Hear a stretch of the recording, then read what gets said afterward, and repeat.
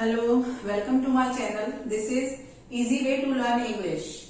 I have decided to teach you English in a very easy and simple manner. So friends, today I have some sentences on the tense. This is future continuous tense. First I will tell you the structure of this tense. So the structure is subject, helping verb plus first form verb की first form में ING and object. I am writing here subject plus verb first form plus ING and object. तो this is the structure of this tense. और इसकी Hindi sound होती है कर रहा हूंगा, खा रहा हूंगा, जा रहा हूंगा. जैसे कि Alfiya will planning to form a group to learn English. Alfiya English सीखने के लिए एक ग्रुप बना रही होगी. टू फॉर्म ग्रुप क्रिएट करना. तो Alfiya will be planning to form a group to learn English. Subject plus B plus verb first form ING and object. My second example is an elf will be doing Patrick's homework. Elf means a supernatural character found in folk tales. जैसे कि फेरी, ghost, like this. ऐसा ही ये character होता है. Under sized character, बहुत ज्यादा height छोटी होती है इसकी. और this sentence has been extracted from 6th class NCERT book, English textbook. An elf will be doing Patrick's homework. एक elf पैट्रिक का होमवर्क कर रहा होगा. अगर आपने पढ़ा होगा तो क्या सच्ची में वो होमवर्क करता था पैट्रिक का? वो नहीं करता था. वो पैट्रिक को इस कंडीशन में पहुंचा देता था कि पैट्रिक खुद ही अपना होमवर्क खुद उसके थ्रू करवा लेता था. वो पैट्रिक से बोलता था लाइब्रेरी से बुक लेकर आओ, मुझे ये रीड करके सुनाओ. एक किस्सा मैं सुनाती हूँ अपनी बेटी का. My first daughter when she was in second और थर्ड स्टैंडर्ड. जब मैं उसको कई बार उसका मन नहीं होता था पढ़ने का, तो बच्चों को थोड़ा सा ट्रिक से भी पढ़ाया जाता है. तो मैं उसको बोलती थी चलो आज तुम मत पढ़ो, आज मुझे पढ़ा दो. तो फिर वो बड़ी खुश होती थी, बिकॉज मम्मी को पढ़ाना तो बहुत ही इंटरटेनिंग है बच्चों के लिए. इससे ज्यादा तो इंटरटेनमेंट कहीं हो ही नहीं सकता. तो वो मुझे पढ़ाती थी. तो मैं डेलिबरेटली मैं गलत बोलती थी. जैसे कोई क्वेश्चन होता था तो जैसे उससे मैं सुनती थी वैसे ही वो मुझसे कोशिश करती थी. बीच में डिफिकल्ट स्पेलिंग पूछती थी तो फिर मैं बार बार गलत बोलती थी. तो रिपीटेडली उसी को याद हो जाता था. तो माय मोटिव सोल्व हो जाता था. That is okay. Now sentence number 3. A poor wood cutter will be chopping wood in the forest. एक गरीब वुड कटर जो लकड़ी काटता है, लकड़हारा, जंगल में लकड़ियां काट रहा होगा. Will be chopping. Will subject plus will plus B plus ING. Will यहां हेल्पिंग वर्ब है. A poor wood cutter will be chopping wood in the forest. एक गरीब लकड़हारा जंगल में लकड़ियां काट रहा होगा. He will be working very hard to earn some money. Some money कुछ रुपए अर्न करने के लिए, कमाने के लिए वो बहुत हार्ड वर्क कर रहा होगा. My videos will be improving your English somewhere. कहीं ना कहीं. somewhere means कहीं ना कहीं. मेरी वीडियोस कहीं ना कहीं तुम्हारी इंग्लिश को इम्प्रूव कर रही होंगी. So this is the tense future continuous tense. I hope it will be clear to you. Now we move to its negative. Alfia will not be. Before be we will use not. After will and before be. Alfia will not be planning to form a group to learn English. Alfia English सीखने के लिए एक group को form नहीं कर रही होगी, नहीं बना रही होगी, या कोई ग्रुप नहीं क्रिएट कर रही होगी. An elf will not be doing. वो तो कर भी नहीं रहा था वैसे भी. तो it is correct. Now an elf will not be doing Patrick's homework. A poor woodcutter will not be chopping wood in the forest.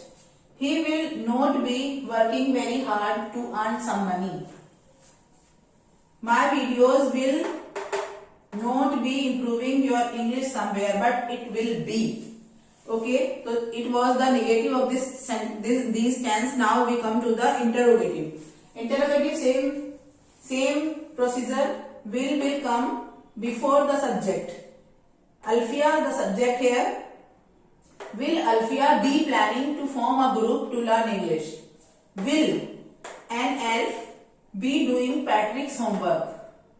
Will a poor woodcutter be chopping wood in the forest? Will he be working very hard to earn some money?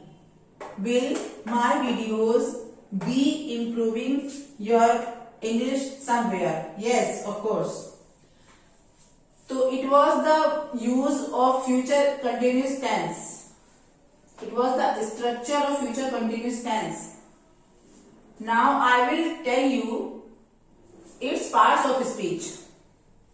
Alfia subject.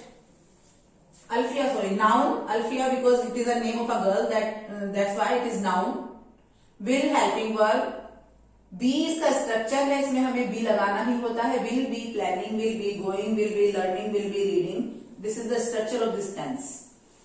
To form infinitive here a group. एक बात मैं आपको बता दूं, जब भी हम कोई आर्टिकल लगाते हैं जैसे ए, एन और द, आर्टिकल हम नाउन के लिए यूज करते हैं, तो इस आर्टिकल के बाद में नाउन का आना कंपलसरी है. अब वो नाउन कहाँ आता है ये देखने वाली बात है और थोड़ा सेंस लगाने की बात है. जैसे कि आ ग्रुप, तो यहाँ तो ग्रुप ही नाउन है क्योंकि वो एक ग्रुप फॉर्म कर रही होगी.